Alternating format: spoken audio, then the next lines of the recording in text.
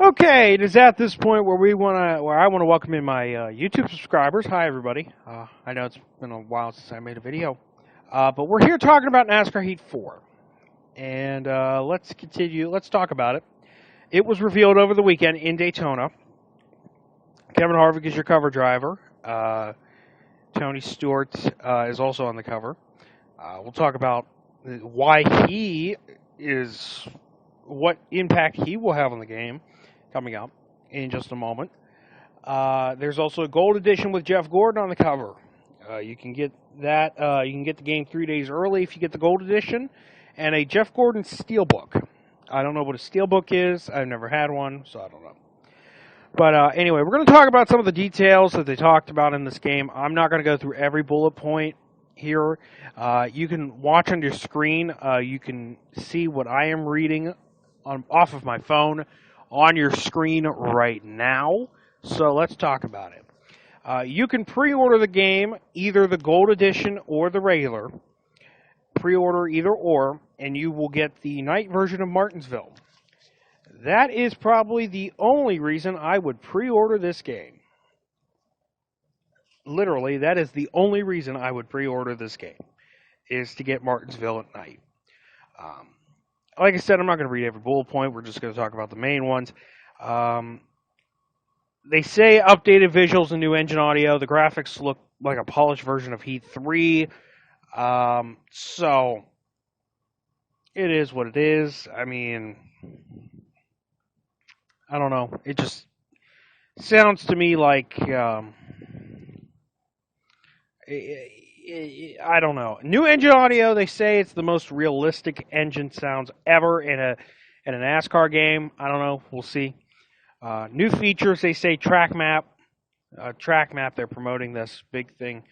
Track map, they're saying that means, I did hear something about a new user interface as well. So maybe that means a new HUD. And what I mean by that is you see the HUD for NASCAR Heat 3, and this is for all the other NASCAR Heat games. That's on your screen right now. I would like it to be like the Technics HUD. Check that out on your screen as well. That's what I'm talking about. I wonder if that's what it's going to be like. I don't know. We'll see. They say new user interface. I hope that means a new HUD as well.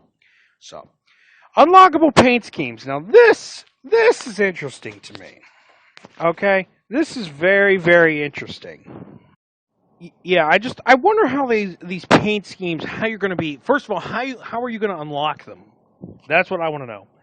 Are they like actual driver's paint schemes, or are you going to have to pay for, what schemes are you going to have to pay for? What schemes are going to be unlockable? That's interesting. I hope they talk about that. I also want to know if they're going to be like the old EA days or the Technics days, where you could, like NASCAR Inside Line, you could see it on your screen if you're watching on YouTube. It is an example.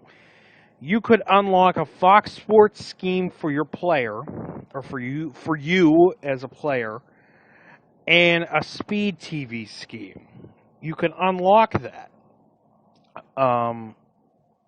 if you got enough, I think, credits or whatever. And like the EA days, like NASCAR Thunder 2003, you can unlock a Benny Parsons NBC Sports scheme as well.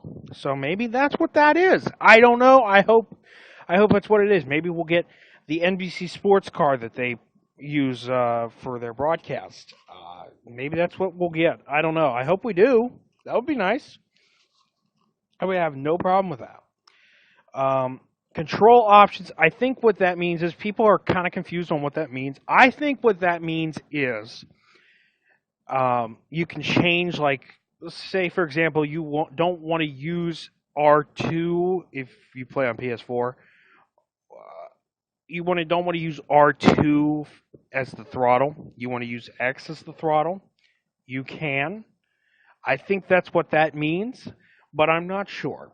Well, they'll have to discuss it in more detail. And enhanced career mode, the only thing we've heard about career mode is a couple things. Number one, Tony Stewart's going to have his own team of the Dirt Tour. And number two is that you can start in any part of the career mode you want. If you want to start in Cup, you can start in Cup. If you want to start in Xfinity, you can. You can start in the Truck Series. You don't have to start in the Dirt Tour like you did last year and work your way up. You can start in a different series. You could start in any of the 4 series in the game, which I like that option. Not many people want to drive dirt first. They want to go maybe start in the trucks, work their way up to Cup. I don't know. Team up and draft with other drivers. Now, I've seen some people like WinVal8820 mention that maybe share draft from the old EA games is coming back. I don't know. We'll see. Maybe they're going to counter the rival system with that. I don't know. We'll see. I'm not entirely sure. It sounds interesting, but we'll see. And we have multiple racing lines and new controls for skill range, stability, spread, and mechanical failures. So that means maybe the player will now have mechanical failures. I know in NASCAR Heat 3, AI cars blew up. They say the AI is improved. The AI is smarter. They've touted that last year. I don't know. We'll see. We'll see if that's actually true. They also say the physics are updated in all 3 series. Again, I'm going to wait for gameplay to hold off on that. Not just from 704, but from YouTubers like Real Radman and What If. Once I see gameplay from them, and if they say the physics are improved, I think the biggest problem with the physics is ping-ponging. Like if you tap off a car, you go to the right, when in reality you should probably, like, if you tap another car, your car gets loose. The other car that you hit won't be affected. I don't know. There is a picture I'm going to show on the screen right now if you're watching on YouTube. It's part of this new user interface thing that we're talking about. If it were to be true, I hope this is true. This is Martin Truex Jr. in the garage. This is from Best Buy, from Best Buy's website. If you look here, you see Martin Truex Jr. in the garage with, I guess you have practice times and qualifying times. Again, I'm hoping the HUD is like the Technics days where, like, you were going around, you wouldn't have to wait to find out what your lap time was. When you cross the line, you can actually see it in real time as you're going around the track. It counts it. It counts up. It has a counter. I hope that's what it's like. I hope that's what the new HUD is like. I hope there is a new HUD, like I said. I don't know, but we will see.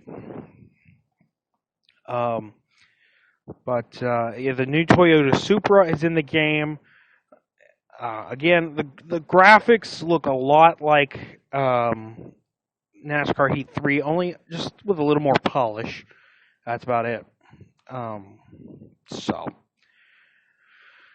Yeah, September 10th is for the Gold Edition if you want to get the game 3 days early. September 13th is the actual release date for the game. The trailer did not show us very much. I just want to mention this. People are overreacting because in the trailer, Trevor Bayne is in it in a Ford Fusion. That was just a filler car. It was during an alpha build of the game. I'm not buying too much into it. I'm sure they have it fixed by now. I'm sure they'll have it fixed by the time the game comes out in close to 2 months. So I would assume. I don't know, but I would assume.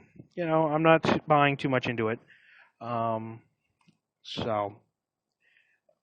Overall, I agree with Disco Inferno 70. I'll link the video and I'll link some other stuff in the mention on the mention on the podcast page, as well as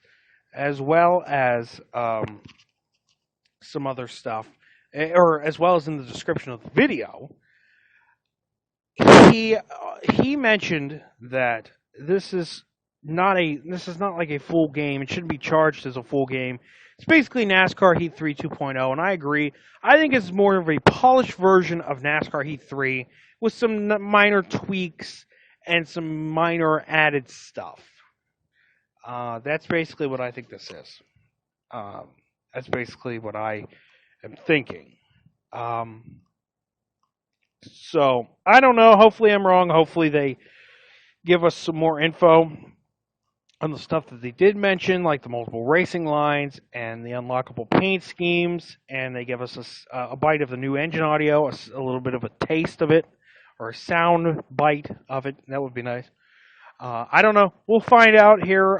More gameplay or some actual gameplay is going to come out here in the next few weeks ahead. We'll talk about it here on the podcast and on here on YouTube as well as we go along in time. As soon as we hear more. So we're going to wrap up the podcast in a moment. But for those watching on YouTube, thank you so much for watching. If you like what you've seen here, leave a like and subscribe for more content from my podcast. And make sure you listen to the podcast on the Anchor app.